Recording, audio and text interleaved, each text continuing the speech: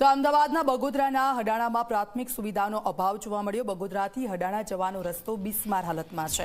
અંદાજે 13 કિલોમીટર સુધીનો રસ્તો બિસ્માર હાલતમાં। વર્ષોથી રસ્તો ખરાબ હોવાથી ગ્રામજનો પરેશાન છે। બિસ્માર રસ્તાથી ગ્રામજનો તાહીમામ પોકારી ઉઠ્યા હતા। તાત્કાલિક ધોરણે રસ્તો રિપેર કરવાની ગ્રામજનોની માંગ છે।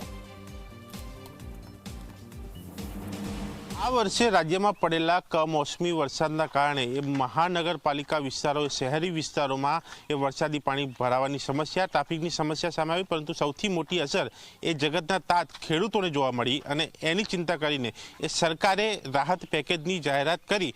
પણ એ રાહત પેકેજમાં કેટલાક ગામોના ખેડૂતોને બાકાત રાખવામાં આવ્યા છે તેવા આક્ષેપ એ ઉઠ્યા છે અને એ આક્ષેપવાળી જગ્યા ઉપર એ અમદાવાદ જિલ્લામાં આવતા ગામ એ હડાણા ગામ ખાતે હું પહોંચ્યો છું। પરંતુ એ ગામ પહેલાં હું અહીંયા પહોંચું એ પરિસ્થિતિ જે મેં જોઈ એ ગામમાં એ બગોદરા હાઈવેથી જ્યારે હું અંદર એન્ટર થયો, આ હડાણા, બડોલ, ફેદરા ગામ જે અહીંયા આવેલા છે, બીજા ગામો આવેલા છે, એ હાઈવેથી જ્યારે હું અંદર આવ્યો એ ખરાબ રસ્તા અહીંયા જોવા મળ્યા। એ ખરાબ રસ્તાના દ્રશ્યો એ પણ અહીંયા જોઈ શકાય છે। એ સિંગલ પટ્ટી રોડ અંદાજે હાઈવેથી જો હું અહીંયા આવું તો 11 કિલોમીટર કે 13 કિલોમીટર જેટલો આ પટ્ટો છે જે ખૂબ ખરાબ છે, ખાડા છે, કપચીઓ ઉખડી ચૂકી છે, ત્યાંથી ગમે તે વાહન ચાલક એ પડી શકે એ ભીતિ, અને સાથે વચ્ચે કેટલાક ગન્નાળા પણ આવે છે એ પણ બેરિકેટિંગ વગરના, જ્યાં 1 ફૂટ ઉપર પાણી ભરાય તો એની ઉપરથી પસાર નહીં થવાના એ બોર્ડ પણ લગાવવામાં આવ્યા છે। એ તકલીફ છે એ ગ્રામજનો સાથે વાત કરીશું। કયા આપનું નામ? વિક્રમભાઈ કેવુભાઈ। વિક્રમભાઈ, આ રસ્તાની હાલત કેટલા ટાઈમથી આવી? આ તો ઘણો ટાઈમ થયો, દર વખતે કે રસ્તો થઈ જશે માપીને જતા રહે અને પાણી ભરાય છે દર કેટલું પાણી ભરાય અને ક્યાં સુધી ભરાય છે? એટલે હાઈવે થી લઈને આવે તો આટલું થઈ જાય પાણી તો પછી તમે લોકો કઈ રીતે અંદર આવો, બહાર જાઓ? શું એ તો પછી વાહન જતા નદી ઉપર બહુ પાણી થાય, એમાં વાહન રિક્ષા એવું દર વખતે બે જણા તો રિક્ષામાં બિચારા નદીમાં પડી ગયા। એ તો બધાને ગામને ખબર છે। બચી ગયા ખરા? એક બૈરું મરી ગયું। અચ્છા, અને આ રસ્તો આટલો ખરાબ હતો પહેલેથી કે આ વર્ષે ખરાબ જ છે? લગભગ 10-12 વર્ષ થયા। પાસ થયો છે રસ્તો પહેલા?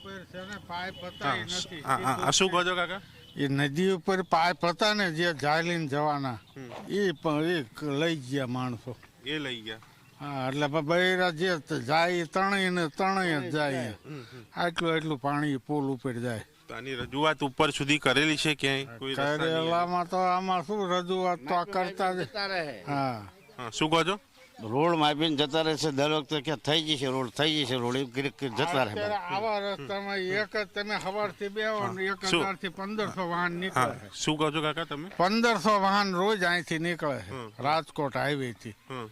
પછી આવા રસ્તામાં નીકળે છે, શું કરે બિચારા? રસ્તો બીજો ક્યાં જાય? પછી આ ફરીને બી જવું પડતું હશે કોઈને? અહીંથી ફેદરા જાય, ભાવનગર હાઈવે મળી જાય। આ રસ્તો ફેદરા કેટલું લાંબુ પડે? અહીંથી 6 કિલોમીટર।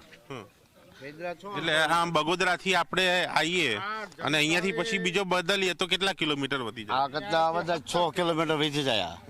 17 કિલોમીટર થાય આમ જાવ એટલે 6 કિલોમીટર વધી જાય।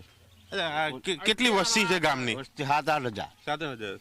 તો બીજા ગામ આજુબાજુમાં કેટલા હજી આ રસ્તાને જોડે છે? આ રસ્તા ઉપરથી એ ગામના લોકો જતા હોય કેટલા ગામ? બળોલ, જનાળી, મીઠાભર બધે જવાના। એટલે 5 થી વધારે કેટલા? 10 ગામ? 7 ગામ। 5 થી 7 ગામ એ આ રસ્તાને સંપર્કમાં રહેલા એ ગામો કે જે ગામો માટે આ મુખ્ય રસ્તો કહેવાય, એ બગોદરા હાઈવે ઉપરથી આવતો આ માર્ગ એ સિંગલ પટ્ટી રોડ, એની હાલત એ અહીંયા જોઈ શકાય છે। એ ખાડાઓ અને આ પ્રકારે એ ઉખડી ગયેલી કપચીઓ, ઠેર ઠેર આ ખાડાઓ અને આવા દ્રશ્યો, આ સમસ્યા છે। અને તેમાંથી ગ્રામજનો એ આવતા હોય એ 10-15 કિલોમીટરનો રન કાપતા હોય ત્યારે સ્વાભાવિક છે કે એમના વાહનોને અસર, એ શરીરને અસર, અને એમાં પણ આ ખેતીવાડી જગ્યા, એ ખેતીવાળો વિસ્તાર જેમાં એ ખેડૂતોને પણ એ નુકસાનની વાત અને એ નુકસાનની સામે એ સહાય ન મળવાના એ આક્ષેપ અને એ જાણવા જ્યારે હું અહીંયા આવ્યો તેની પહેલાં આ એક પ્રાથમિક સુવિધાનો અભાવ એ સમસ્યા જોવા મળી છે જે ઘણા વર્ષોથી છે, જેની રજૂઆત છે પરંતુ નિકાલ નથી. ત્યારે જોવાનું એ રહે છે કે આ ખરાબ રસ્તાની સમસ્યા ક્યારે દૂર થાય છે અને આ ગ્રામજનોને નવો રસ્તો ક્યારે મળે છે. કેમેરામેન સૂર્યપ્રકાશ શર્મા સાથે દર્શન રાવત, જી મીડિયા, અમદાવાદ.